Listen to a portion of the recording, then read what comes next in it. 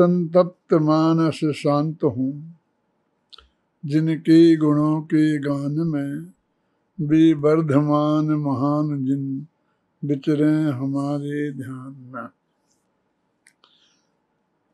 भरत के अंतर्द्वंद का 8वां अध्याय हो गया है, जो एक तरह से स्तुति का अध्याय है। बाहुबली की स्तुति की है इतने लंबे छंदों में, और उसमें मूल तत्वज्ञान, निश्चय व्यवहार, व्यवहारिक धर्म, निश्चय धर्म, सभी चीज़ें उसमें विस्तार से आई हैं। और अब इसके बाद में ये 9वां अध्याय आया है। इसमें भी अनेक बातें ऐसी हैं कि जो तरह तरह की अफवाहें चलती थी, तो उनका समाधान करने की कोशिश की गई है। अभी आप इसे पढ़ें, बोलो, शुरू करो। भरत का अंतर्द्वंद 9वां अध्याय, पेज नंबर 105, 105। सभी बोलेंगे साथ में। एक दिवस भरतेस जब आए थे दरबार, नमस्कार उनको किया सबने बारंबार। खड़े हो गए थे सभी अपने अपने थान, एक भरत की ओर था अरे सभी का ध्यान। चर्चा करते थे सभी जीते हैं सटखंड, भरत क्षेत्र को किया है अद्भुत एक अखंड। तरह तरह के लोग जब तरह तरह की बात, काना फूसी करत हैं जिसकी डाल न पात। 9वें अध्याय में भगवान को याद करके वो कहते हैं, जब भरत चक्रवर्ती राज दरबार में आए तो सबने उनका योग्य विनय किया। और अब वो कहते हैं जगत जगत के लोग तरह तरह की बातें करते हैं। भरत चक्रवर्ती ने 6 खंड जीते थे और सारे देश को अखंड भारत के रूप में, अखंड भारत क्षेत्र के रूप में प्रस्तुत किया था। और उसमें के विकास के जिन कामों को उन्होंने सबको समझाया था कि सब एक हो जाएंगे तो उसका क्या लाभ है, वो सब काम किए और वस्तु के स्वरूप को समझाया।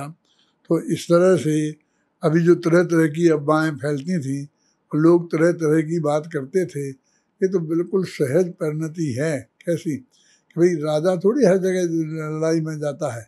अभी भी आज भी के ज़माने में भी तो प्रधान सेनापति थोड़ी कहीं लड़ाई में जाता है।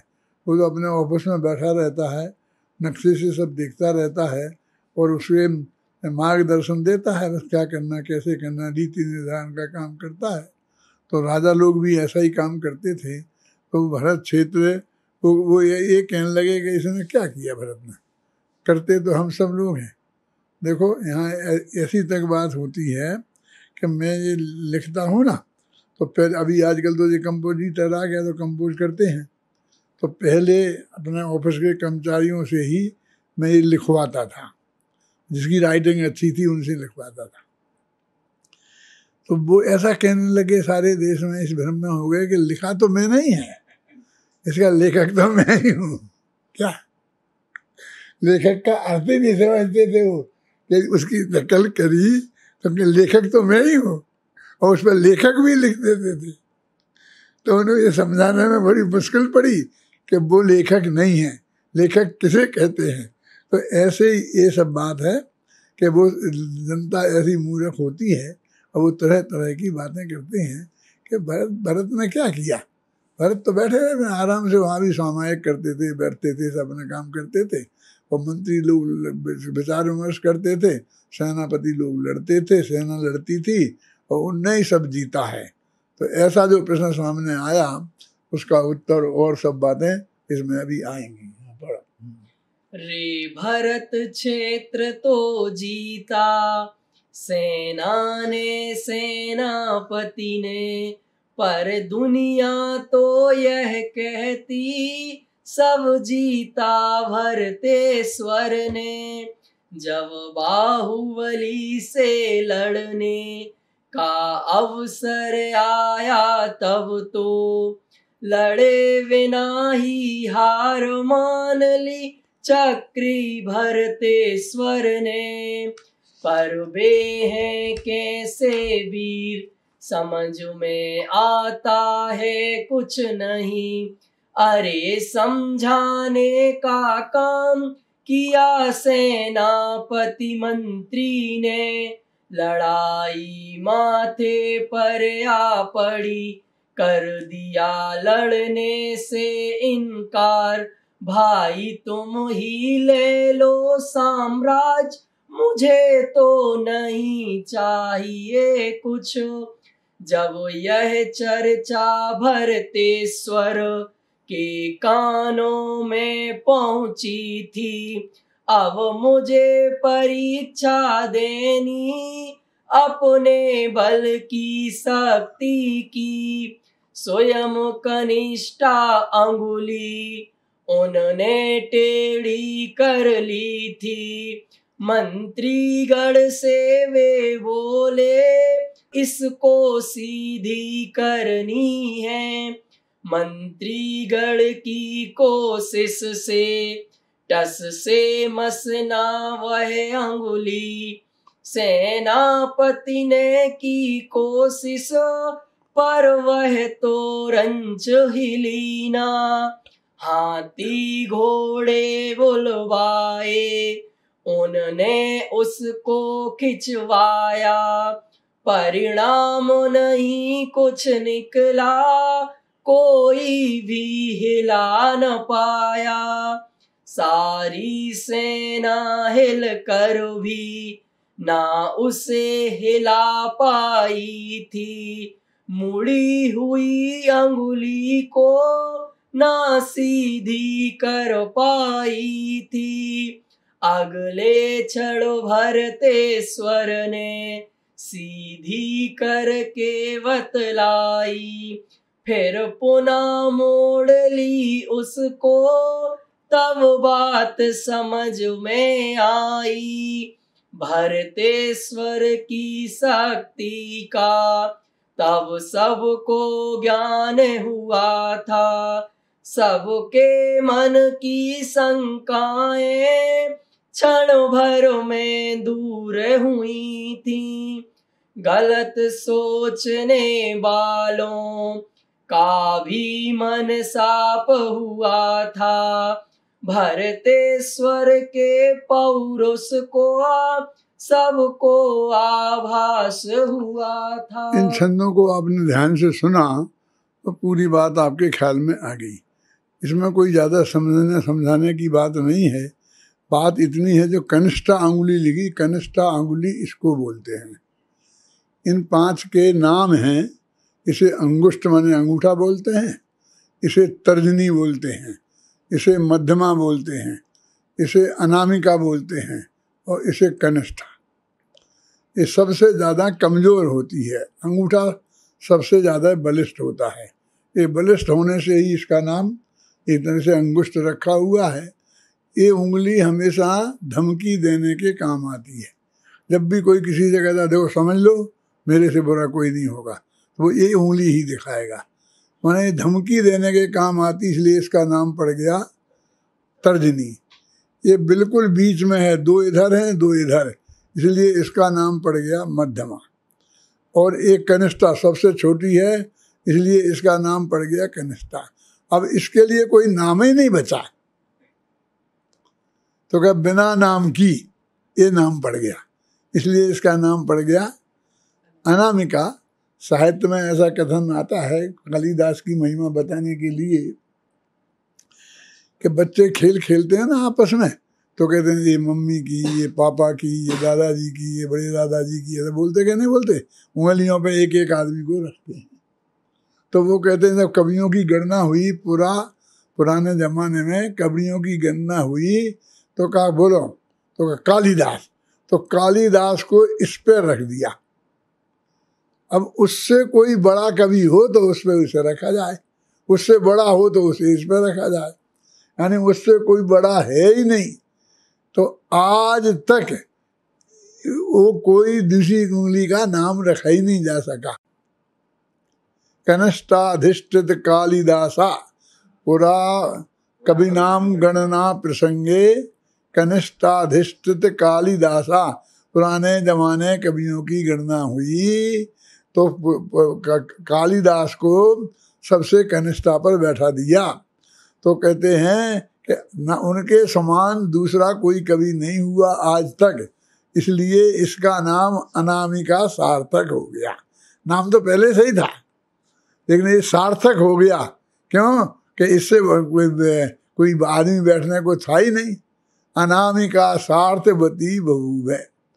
तो इस तरह से उन्होंने क्या किया भरत चक्रवर्ती ने कि अपनी सबसे कमजोर उंगली को ऐसा कर लिया। आप भी अपने उंगली को देखें, सबसे ज्यादा कमजोर यही है। फिर उन्होंने कहा मंत्री जी से कि ये टेढ़ी हो गई है, जरा सीधी करवा देना इसे सीधी। तो उन्होंने कोशिश की तो वे नहीं कर पाए। तो उन्होंने सेनापति को बुलाया, उनको बुलाया पुलिस वालों को, सेना को, तो वे भी नहीं कर पाए। तो कहते क्या करें? तो उन्हें हाथी को बुलाया, उसमें ऐसा रस्सी डाल के उससे खिंचवाई, सारी सेना लग गई, तब भी नहीं हुई। तो लोग कहने इतनी शक्ति है भरत में, अभी नहीं, अभी तो समझे बीमारी की वजह से हो गई।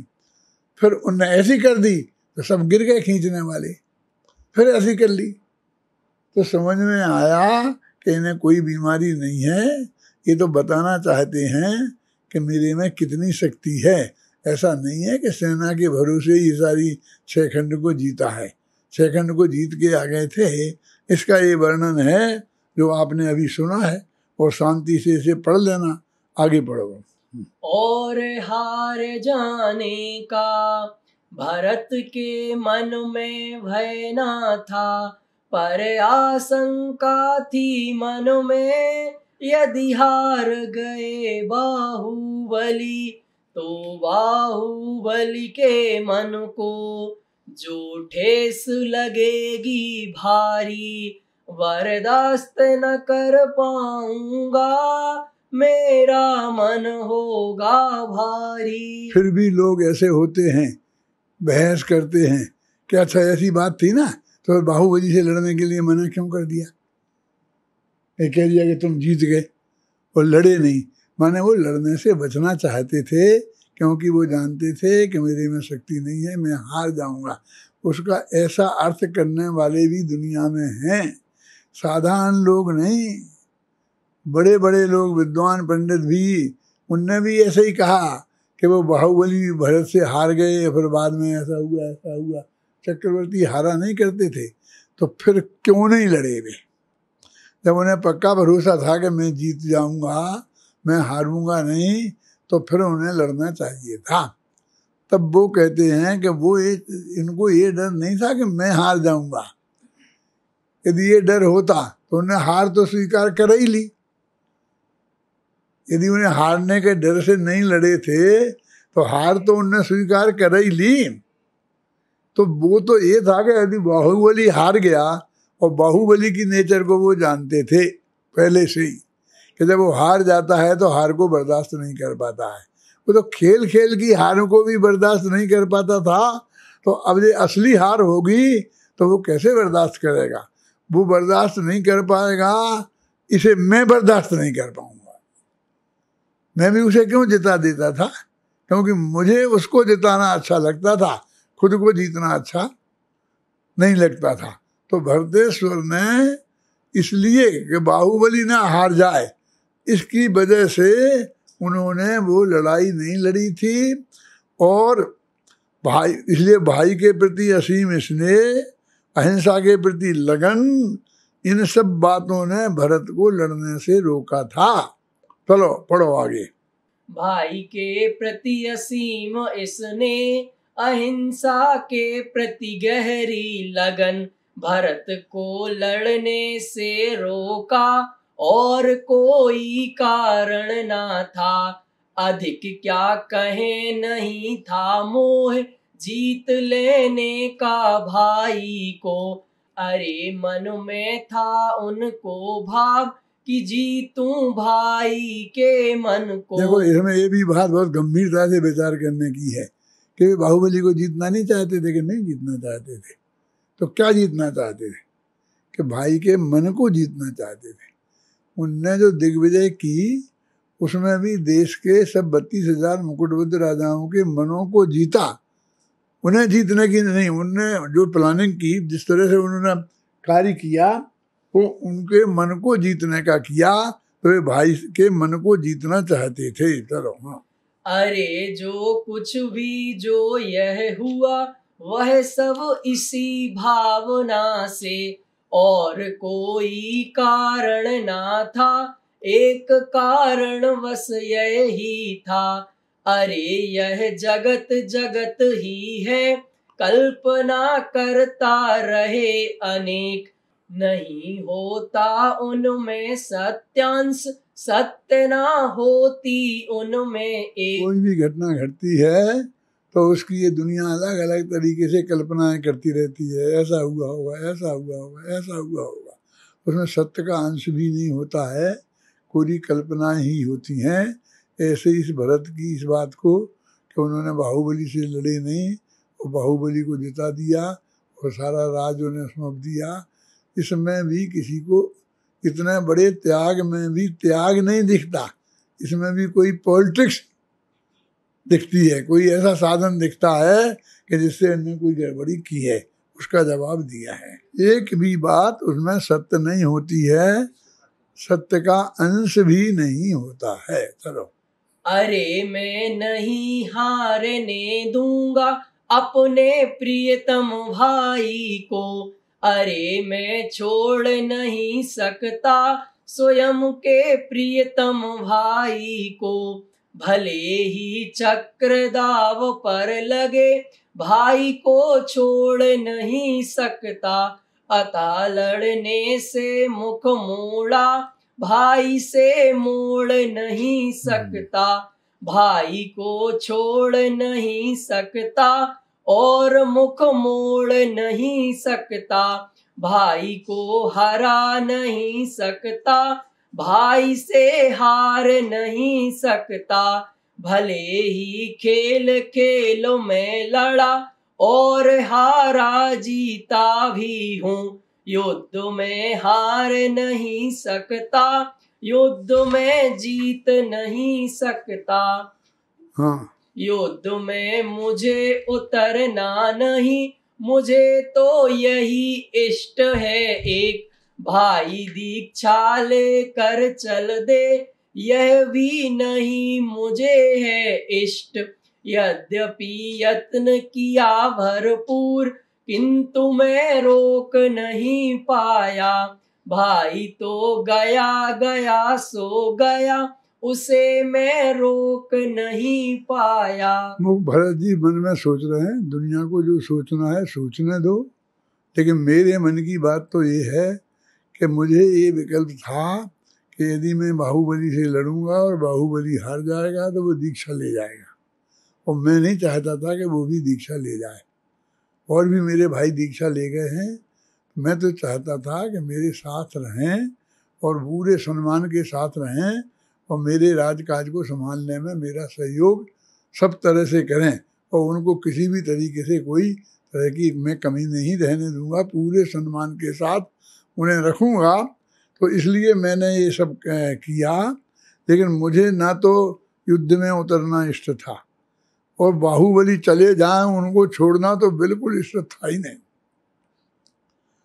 इसलिए मैंने जो भी मुझे उचित लगा कि बाहुबली छोड़ के ना जाएं, इसके लिए जो भी उचित लगा तो वो मैंने किया।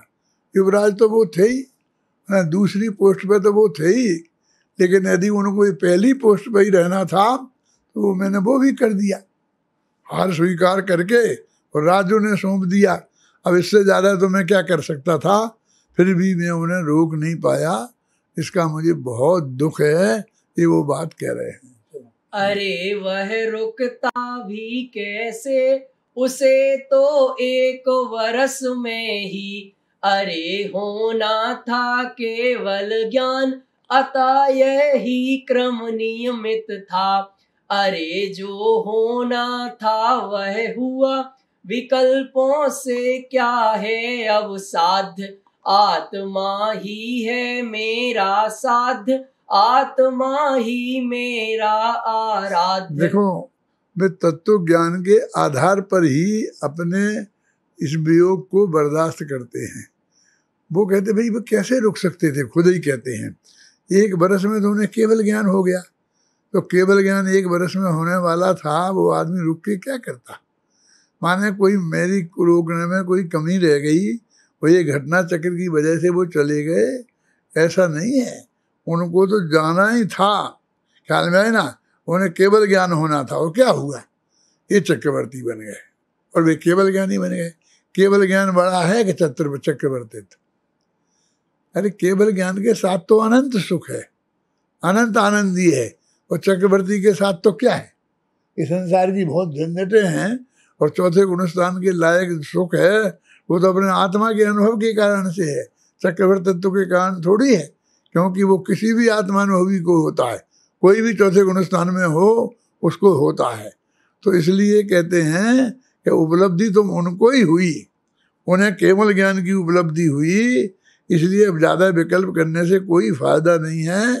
अब मुझे तो अपना आत्मा ही साध्य है, वो ही आराध्य है, इन विकल्पों से कुछ भी साध्य नहीं है, ऐसा वो कहते हैं। लेकिन वो कहते हैं कि अभी मैं क्या बताऊं आपको, ये सब बात मैं बहुत अच्छी तरह से जानता हूं, फिर भी क्या होता है। यद्यपि यह सब जानूं किंतु भाई की याद सताती है। बहुत कोशिश करता हूँ बंधु किंतु मैं भूल नहीं पाता। सभी की काल लब्धि आ गई, सभी ने दीक्षा ले ली है। अकेला मैं ही हूँ रह गया कि मेरी लब्धि नहीं आई। भाई सब चले गए थे और सभी ने दीक्षा ले ली थी। अकेले भरत राज रह गए, करें क्या समझ नहीं आता। भरत ने चाहा था भरपूर, भरत ने समझाया भरपूर। सफलता रंच मात्र ना मिली, समय ऐसा ही आया था। वो कहते हैं तब भी उनकी काल लब्धि आ गई थी सबकी, इसलिए सब चले गए। वो भरत की वजह से चले गए, भरत का उनको गुलाम बनना पड़ेगा इसलिए चले गए। ऐसी तो कोई बात ही नहीं है। ऋषभ देव का उपदेश सुना और उनकी काल लब्धि आ गई थी, निमित्त भी मिल गया और उपादान भी मिल गया। ऐसे बढ़िया निमित्त और उन्हें क्या मिलता। और उनकी उपादान की तैयारी आ गई थी, 5 संभाय मिल गए थे। यानी एक बिल्कुल सहज भाव से सब चले गए हैं। अब सहज ही भाव से गए हों, हमारे कारण से जाएं तो हमको ज़्यादा दुख होता है, लेकिन सहज भाव से गए, लेकिन वियोग तो हुआ ही, इसलिए दुख तो बहुत होता है, समझाया भी बहुत है, लेकिन सफलता नहीं मिली। वो कहते हैं लेकिन अब जो वर्तमान में परिस्थिति है, उन परिस्थितियों में मुझे क्या करना चाहिए, अब इसके बारे में सोचते हैं। भरत ने मन को समझाया, शोक से काम चलेगा नहीं। गए सो गए, शेष जो बचे उन्हीं को अब संभालना है। और जो आश्वासन थे दिए उन्हें करके बतलाना है। शोक में डूबे हैं जो उन्हें मुझे ही तो समझाना है। अरे रे स्वयं समझना है और उनको समझाना है। स्वयं मार्ग पर चलना है, स्वयं मार्ग पर लाना है। शोक से ऊपर उठना है, धैर्य को धारण करना है।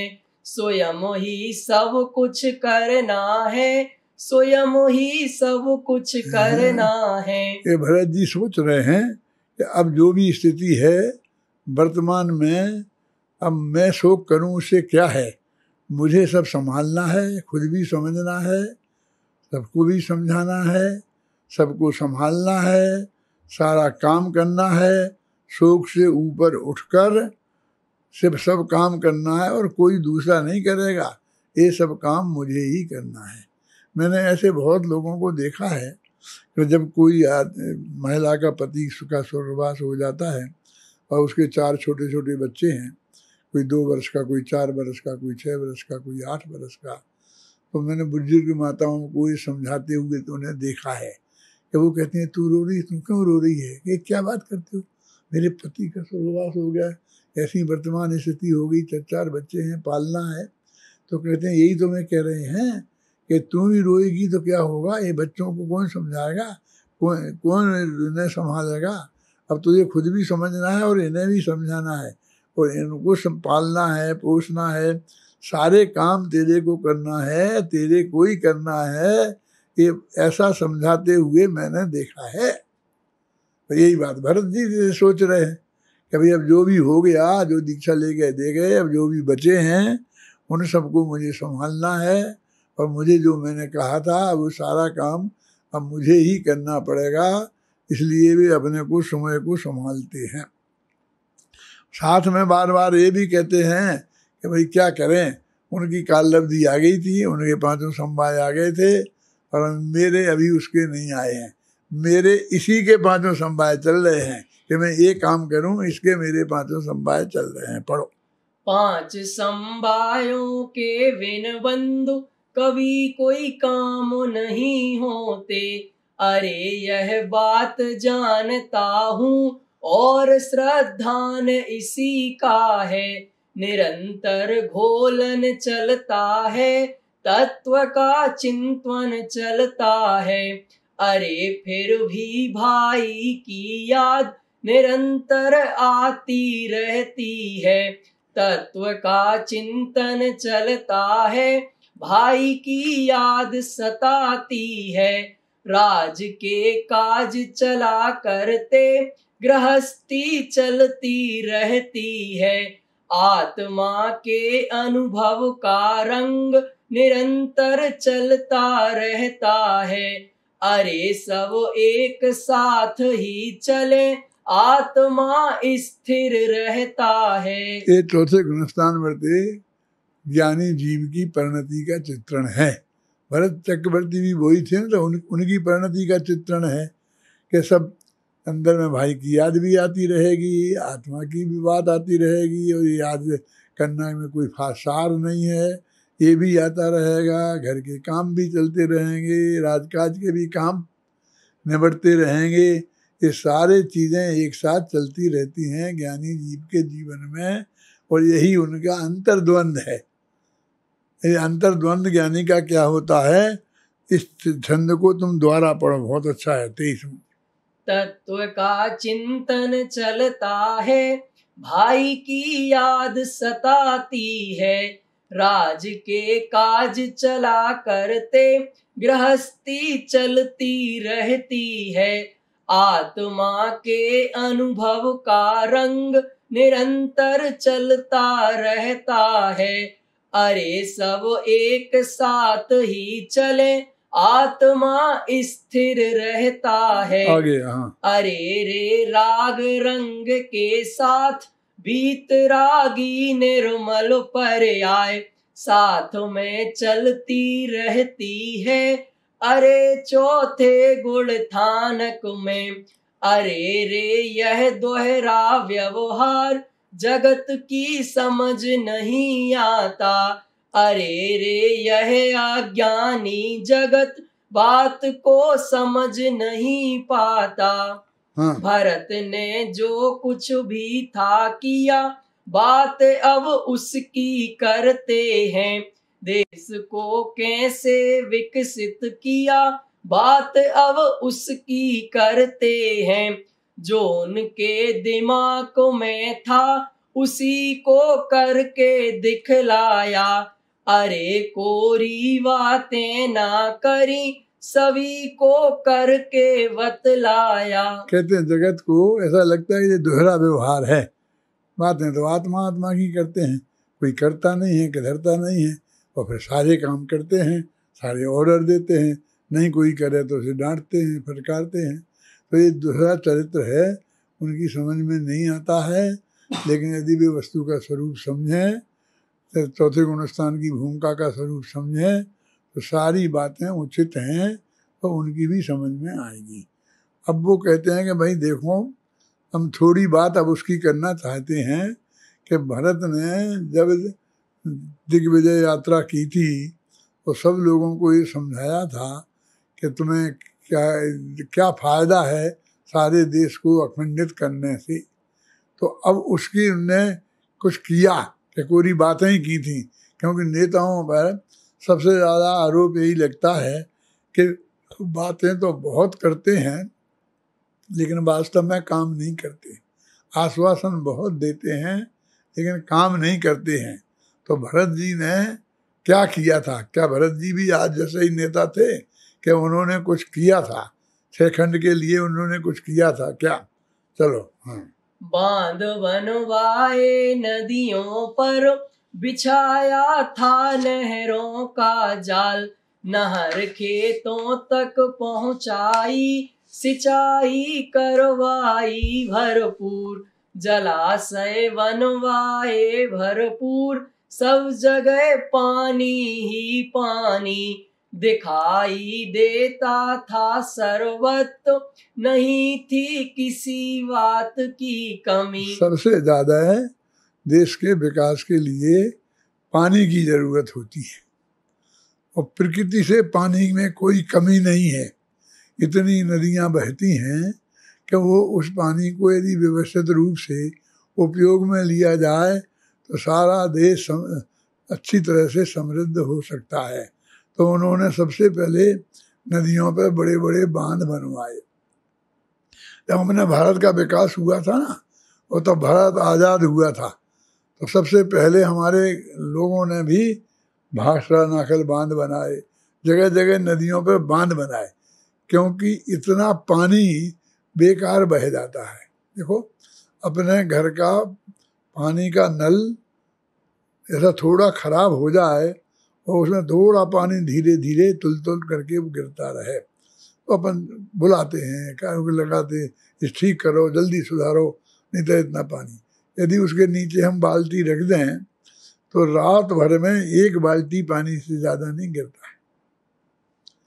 लेकिन हम इतनी चिंता करते हैं कि लड़ते हैं, झगड़ते हैं, बुलवाते हैं कि जल्दी ठीक करो, ये पानी बर्बाद हो रहा है, ये जा रहा है। ऐसी करते कि नहीं करते हैं?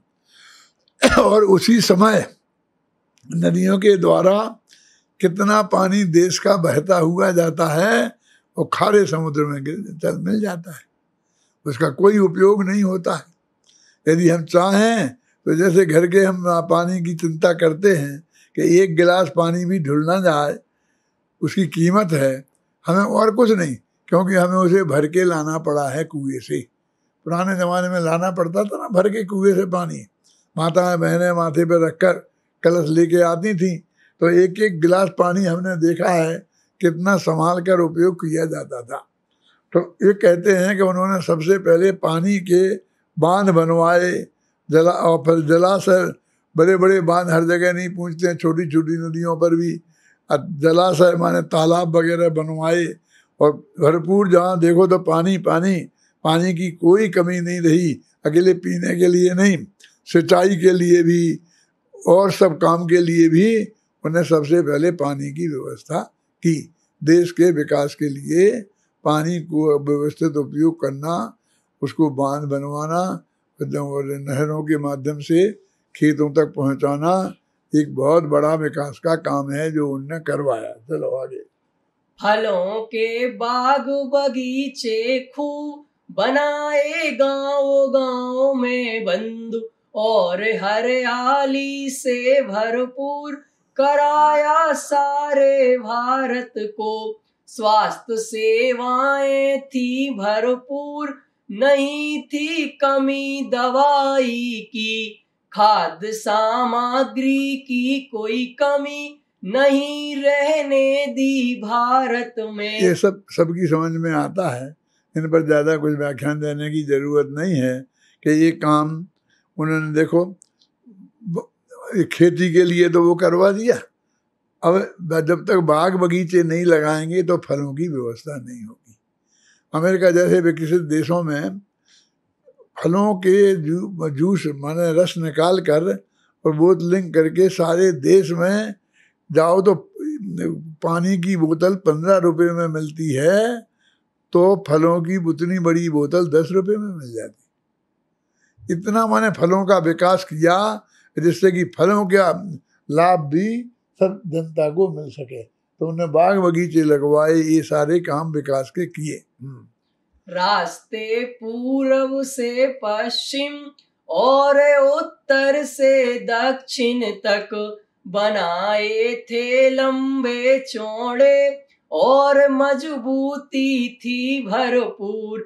अरे रे लूट पाट से रहित सुरक्षित पथ बनवाए थे और किए थे इंतजाम संपूर्ण सुरक्षा के।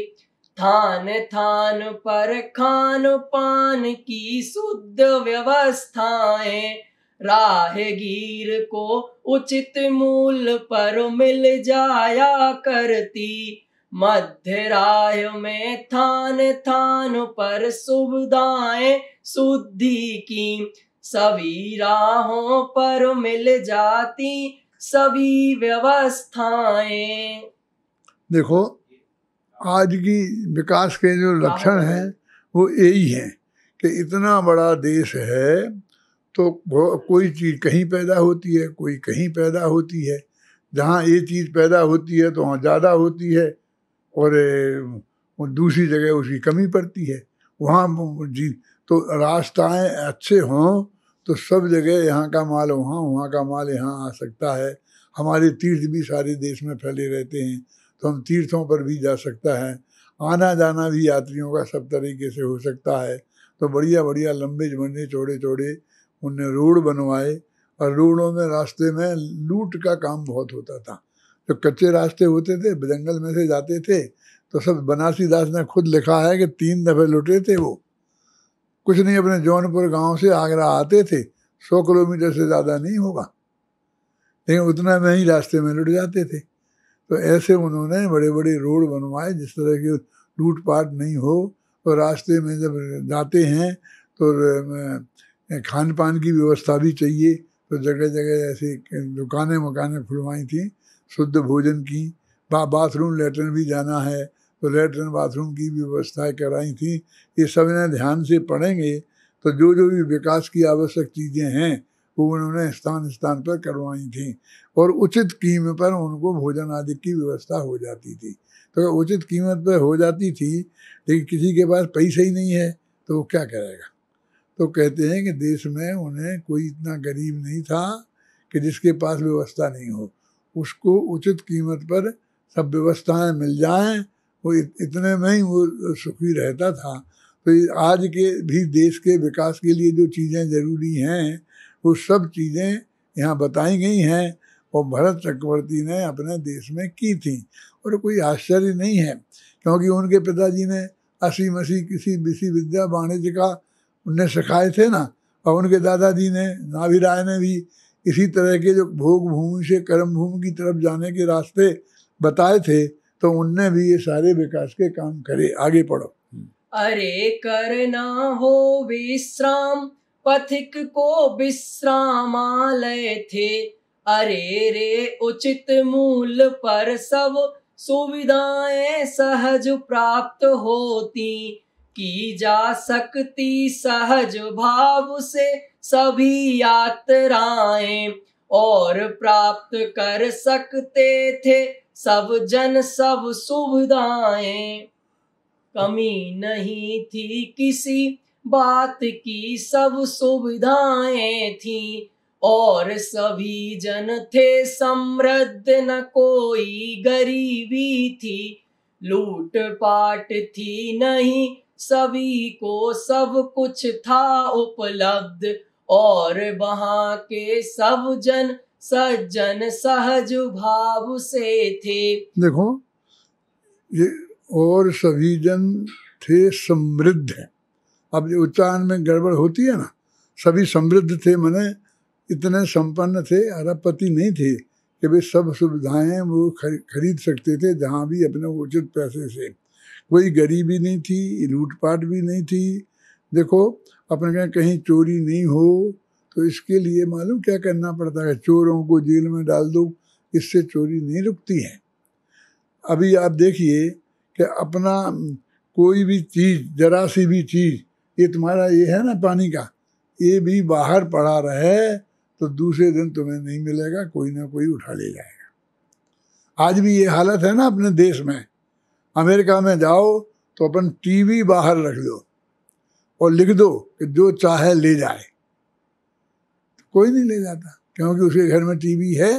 अब वो कहाँ लगाएगा दूसरा टीवी, और सेकंड हैंड नहीं चाहिए उसे, वो तो अपने मन का नया खरीद के लाएगा।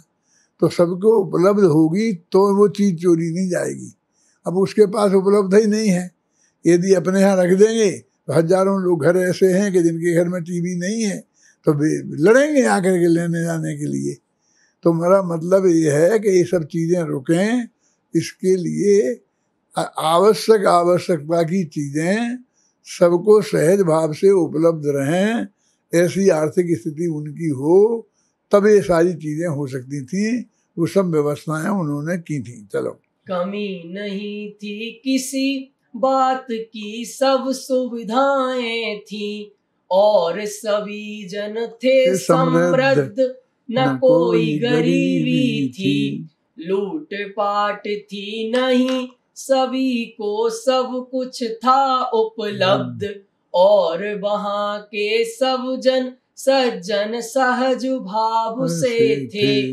जात पात की ऊंच नीच की बात न कोई थी, धर्म कर्म की कोई बाध्यता नहीं कहीं भी थी। सभी लोग स्वाधीन स्वयं ही सब चुन सकते थे, खेती बाड़ी धंधा पानी सभी जन सब कर सकते थे। मंदिर और धर्मशालाएं थान थान पर थीं, परम पवित्र पाठशालाएं थान थान पर थीं।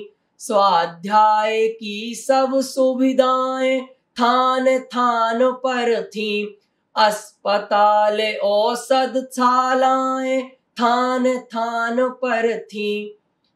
रे अखंड भारत में भाई यह सब संभव था, और भरत की भव्य भावना का मधुरिम फल था। अधिक कहें क्या, अरे सभी का जीवन सुखमय था, और भरत के भारत में ही यह सब संभव था। देखो, यदि देश को विकसित करना है और जो चीज़ हम चाहते हैं, यदि बच्चों में पढ़ाई की व्यवस्था, पढ़े लिखे हों तो गांव-गांव में स्कूल खोलना पड़ेंगे, पाठशालाएं खोलनी पड़ेंगी। धार्मिक अध्ययन हम सबको चाहते हैं तो हमें धार्मिक पाठशालाएं खोलनी पड़ती। यदि हम चाहते हैं कि जब जवान लोगों में, बुजुर्ग लोगों में ज्ञान का, स्वाध्याय का विकास हुए तो स्वाध्यायशालाएं बनानी पड़ेंगी। बीमार तो लोग होते ही हैं, तो वहाँ अस्पताल और औषधशालाएं भी हमें बनाने पड़ी। तो वो सारी व्यवस्था उन्होंने जुटाई थी जो ये आवश्यकता को पूरी करती हैं। कहते ये सब बातें अखंड भारत में ही संभव थीं। जब तक ये 32,000 मुकुटबद्ध राजा 32,000 टुकड़ों में देश को बांटे थे, तब तक ये काम संभव नहीं थे, और जब ये अखंड भारत हुआ तब ये काम संभव थे। और भरत के भारत में ही ये सब काम संभव थे, तो भरत की भव्य भावना का ही ये मधुर फल था।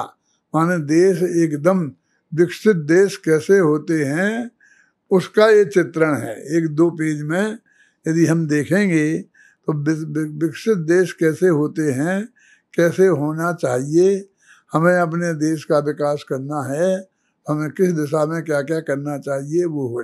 और आज ऐसा ही हो रहा है।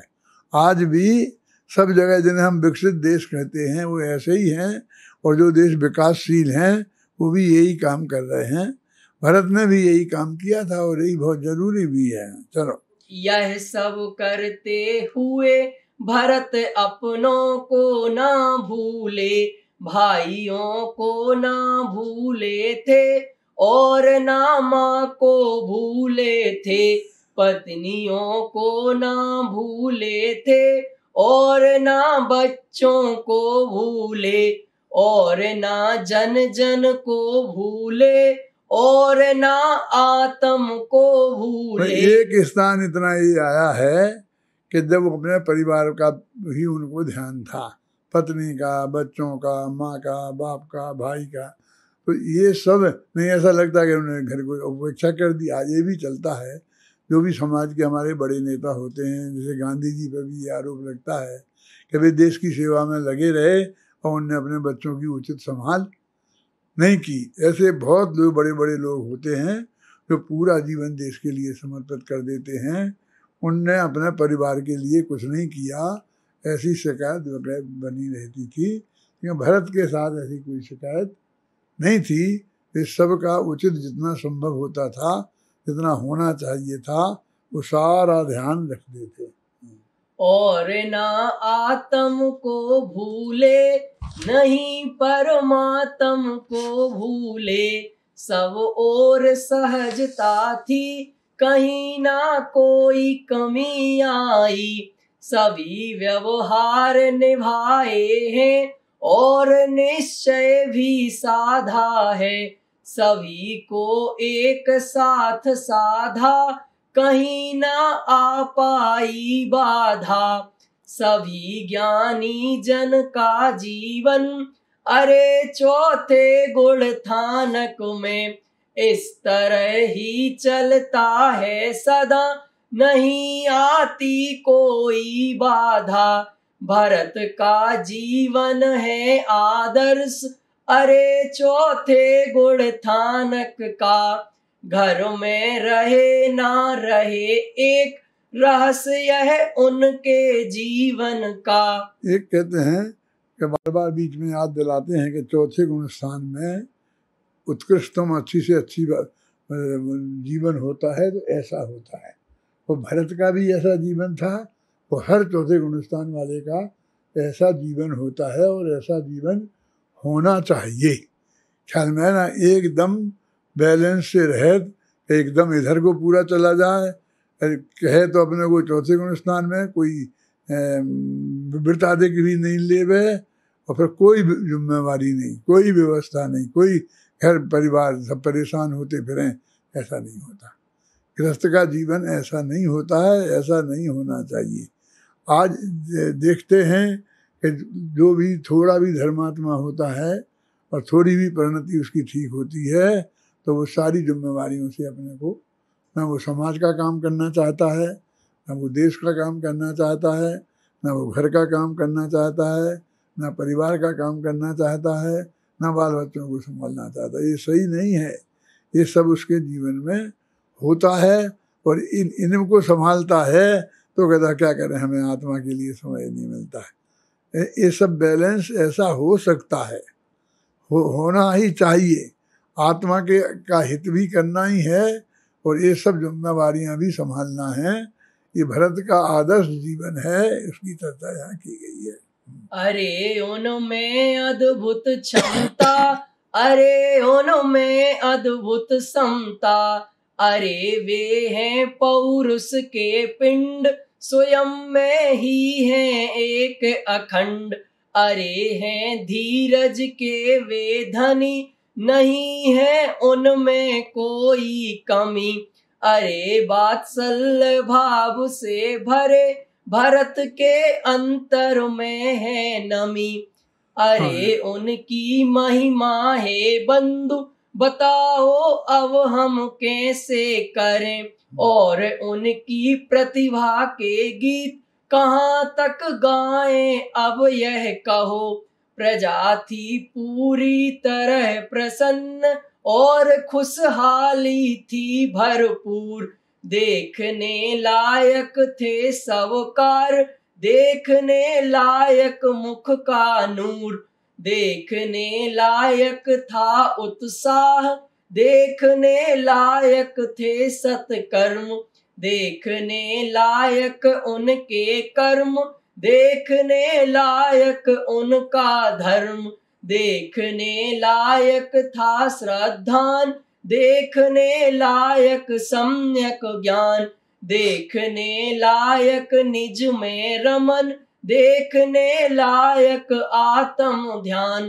भरत जी दर्शनीय हो गए, भरत जी वंदनीय हो गए, अकेले अपने ही ना रहे, अरे वे तो सबके हो गए, अरे वे तो सबके हो गए, सभी का हित करने वाले, किसी का नहीं चाहते अहित, महामंगल करने वाले। ये भरत की माने चौथे गुणस्थान वाली जीव की कैसी परिणति होती है, उत्कृष्ट से उत्कृष्ट, उसको बताया गया है और उसकी महिमा, उसके गीत गाए गए हैं।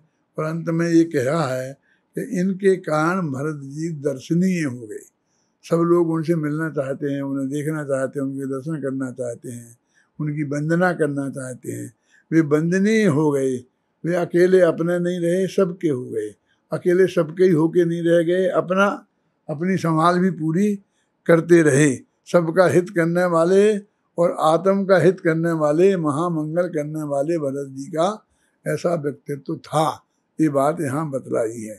अब सम्यक दृष्टि का जीव कहते ऐसा सब होता कैसे है, ऐसा बैलेंस बनता कैसे है, ये सारे जगत के कामों में भी ये बन रहे और अपने आत्मा के परिणमन में भी एक रहें। तो ये कुछ उदाहरणों के द्वारा ये बात समझाई गई है।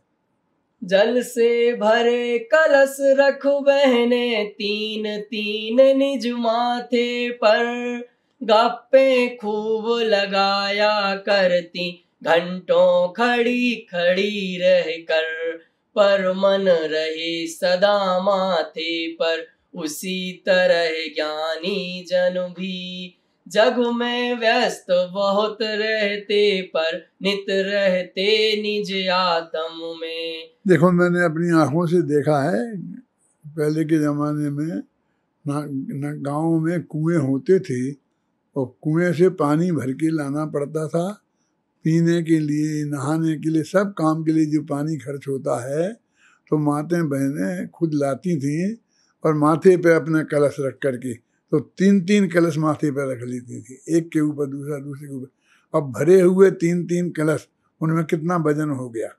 फिर वे माताएं बहनें अब पानी भर के घर की तरफ जाती थीं, तो हर घर की माताएं बहनें आती थी, तो उन सबको आपस में बात करने का समय तो मिलता नहीं था, तो वे वहीं फिर रास्ते में ही खड़े होकर के बातें करने लगती थी। और करते करते कभी तो घंटों तक करती रहती थी। तो वो इतने कलश माथे पर बोझा लेकर खड़ी रहती थी, हमने आंखों से देखा है, अपनी आंखों से, और गप्पे लगाया करती थी, लेकिन वो कभी गिरे नहीं। क्यों? कहते भले ही कितनी गप्पे लगाएं, लेकिन उनका ध्यान इधर माथे पर रहता है, उसका बैलेंस बराबर वे बना के रखती हैं। ऐसे ही ज्ञानी जन जगत के सारे काम क्यों ना करें, पर उनका बैलेंस हमेशा बना हुआ रहता है और वे अपने आत्मा को नहीं भूलते हैं। आत्मा का ज्ञान, ध्यान और श्रद्धान भी उनका बना रहता है। द्वारा पढ़ो इस कलश को। जल से भरे कलश रख बहने, तीन तीन निज माथे पर, गप्पे खूब लगाया करती, घंटों खड़ी खड़ी रह कर, पर मन रहे सदा माथे पर, उसी तरह ज्ञानी जन भी, जग में व्यस्त बहुत रहते पर, नित रहते निज आत्म में। ज्यों गायें जंगल में चरती रहती हैं सारे ही दिन भर, पर ध्यान सदा रहता उनका अपने अपने प्रिय बछड़ों पर।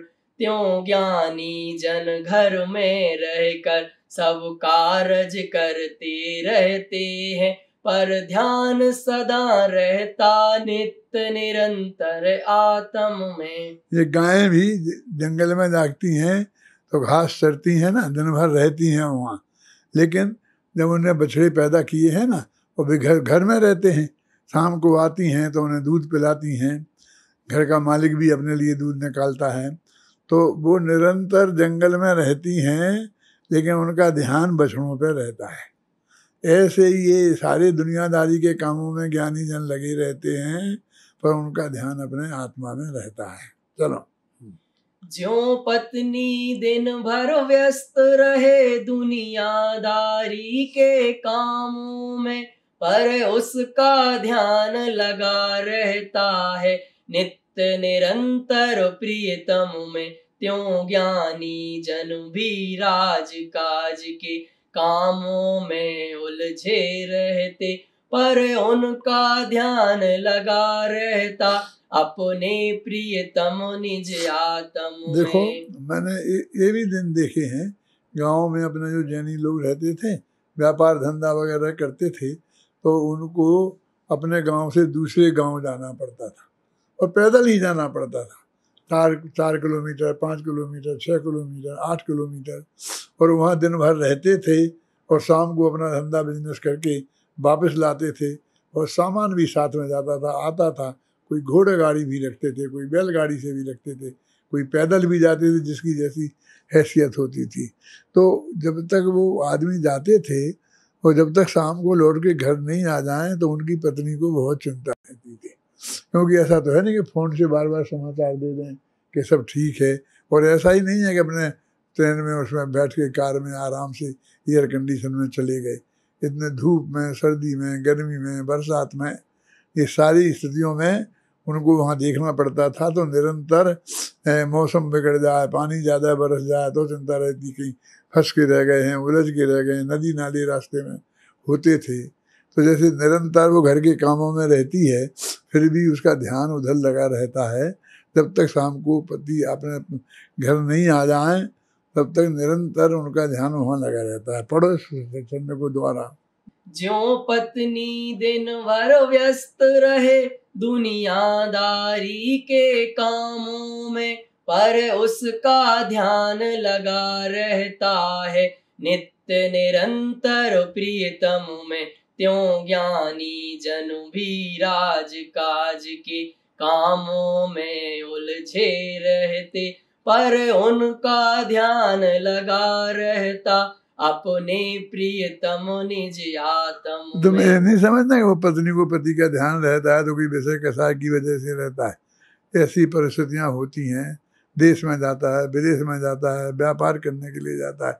आज की बम्बई जैसी जगह है, सुबह निकल के जाता है और शाम को निकल के जाए, रोजाना खबर आती हैं, वहाँ एक्सीडेंट में वो मर गया, ऐसा हो गया, वैसा हो गया।